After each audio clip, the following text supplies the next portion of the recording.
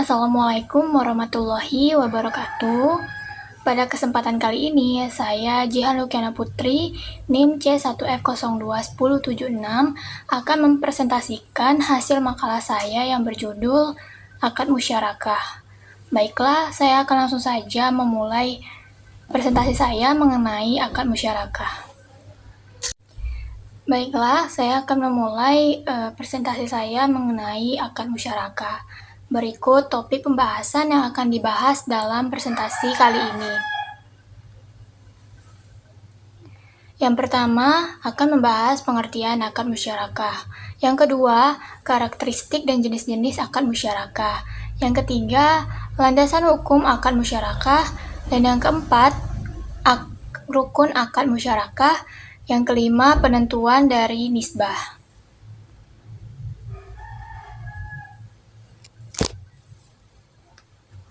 Selanjutnya, topik yang pertama akan kita bahas yaitu pengertian dari akad musyarakah.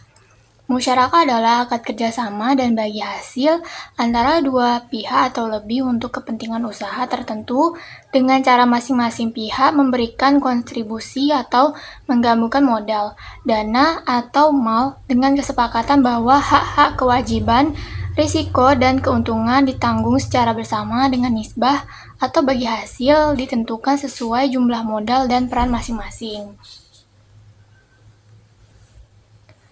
Selanjutnya, karakteristik dari akad musyarakah. Karakteristik akad musyarakah menurut PSAK nomor 10006 yaitu yang pertama, para mitra bersama-sama menyediakan dana untuk mendanai suatu usaha tertentu dalam musyarakah, baik usaha yang sudah berjalan maupun yang baru dimulai. Lalu yang kedua, investasi musyarakah dapat diberikan dalam bentuk kas, setara kas, atau aset non-kas.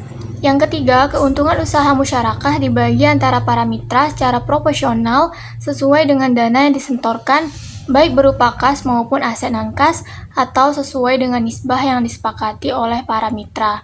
Sedangkan kerugian dibebankan secara proporsional sesuai dengan dana yang disetorkan baik berupa kas maupun aset non-kas. Selanjutnya ada jenis-jenis akad musyarakah. Jenis-jenis akad musyarakah terbagi menjadi dua. Yang pertama, syirkah al-milk, yaitu kepemilikan bersama antara pihak yang berserikat dan keberadaannya muncul pada saat dua orang atau lebih secara kebetulan memperoleh kepemilikan bersama atas sesuatu kekayaan tanpa adanya perjanjian kemitraan secara resmi.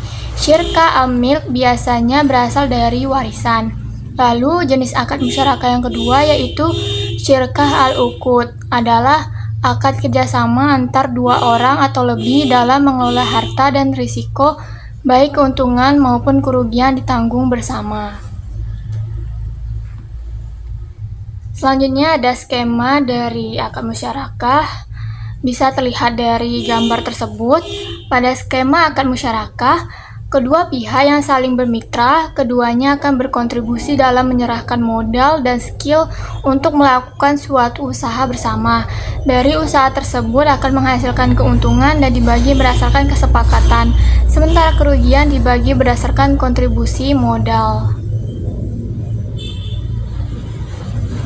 Selanjutnya, dasar hukum akad musyarakah. Ada dua. Yang pertama berasal dari Al-Quran, surat Syad ayat 24 yang artinya, Dia, Daud, berkata, sungguh dia benar-benar telah berbuat zalim kepadamu dengan meminta kambingmu itu untuk digabungkan kepada kambing-kambingnya. Sesungguhnya banyak di antara orang-orang yang berserikat itu benar-benar saling merugikan satu sama lain, kecuali orang-orang yang beriman dan beramal saleh, dan sedikit sekali mereka itu. Daud meyakini bahwa kami sangat mengujinya, maka dia memohon ampunan kepada Tuhannya dan dia bersyukur jatuh serta bertobat. Lalu dasar hukum akad musyarakah yang kedua berasal dari Al-Hadis yang diriwayatkan oleh Abu Daud dari Abu Hurairah yang berisi, Nabi Shallallahu Alaihi Wasallam bersabda, sesungguhnya Allah Subhanahu Wa Taala berfirman, Aku adalah yang ketiga pada dua orang yang bersekutu, selama salah seorang dari keduanya tidak mengkhianati temannya.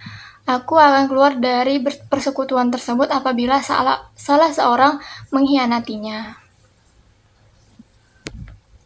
Selanjutnya, rukun akad musyarakah ada 4. Yang pertama, pelaku yang terdiri atas mitra. Pelaku tersebut harus cakap pengetahuannya akan hukum. Lalu yang kedua, objek musyarakah berupa modal dan kerja. Objek musyarakah yang merupakan suatu konsekuensi dengan dilakukannya akad musyarakah, yaitu harus adanya modal dan kerja. Lalu yang ketiga, ijab dan qabul atau serah terima. Ijab dan qabul adalah pernyataan dan ekspresi saling ridha atau rela di antara pihak-pihak pelaku akad yang dilakukan secara verbal, tertulis melalui korespondensi atau menggunakan cara-cara komunikasi modern. Lalu yang terakhir, nisbah keuntungan. Nisbah diperlukan untuk pembagian keuntungan dan harus disepakati oleh para mitra di awal akad.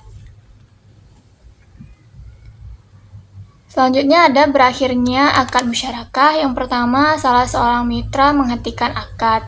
Lalu yang kedua, salah seorang mitra meninggal dunia. Dalam hal ini, mitra yang meninggal atau hilang akal dapat digantikan oleh salah seorang ahli warisnya yang cakap akan hukum. Lalu yang ketiga, modal musyarakah hilang atau habis. Penentuan nisbah. Pengertian nisbah adalah suatu sistem perjanjian bagi hasil antara bank atau nasabah untuk memperoleh keuntungan dan halal dalam Islam. Nisbah merupakan alternatif suku bunga di bank biasanya. Penentuan nisbah terbagi menjadi 2, yaitu pembagian keuntungan proporsional sesuai modal. Dengan cara ini, keuntungan harus dibagi di antara para mitra secara proporsional sesuai modal yang disetorkan. Lalu yang kedua, pembagian keuntungan tidak proporsional dengan modal. Cara ini dalam penentuan nisbah yang dipertimbangkan bukan hanya modal yang disetorkan, tapi juga tanggung jawab, pengalaman, kompetensi, atau waktu kerja yang lebih panjang. Baik, saya akan menyampaikan kesimpulan dari presentasi kali ini. Akad musyarakah adalah akad kerjasama dan bagi hasil antara dua pihak atau lebih untuk kepentingan usaha tertentu dengan cara masing-masing pihak yang memberikan kontribusi atau menggabungkan modal, dana atau mal dengan kesepakatan bahwa hak-hak, kewajiban, risiko, dan keuntungan ditanggung secara bersama dengan nisbah. Ditentukan sesuai jumlah modal dan peran masing-masing akad musyarakah dilandasi hukum yang berasal dari Al-Quran dan hadis. Baiklah, itulah presentasi saya mengenai akad musyarakah. Saya mohon maaf jika ada salah kata dalam penyampaian. Saya akhiri. Wassalamualaikum warahmatullahi wabarakatuh.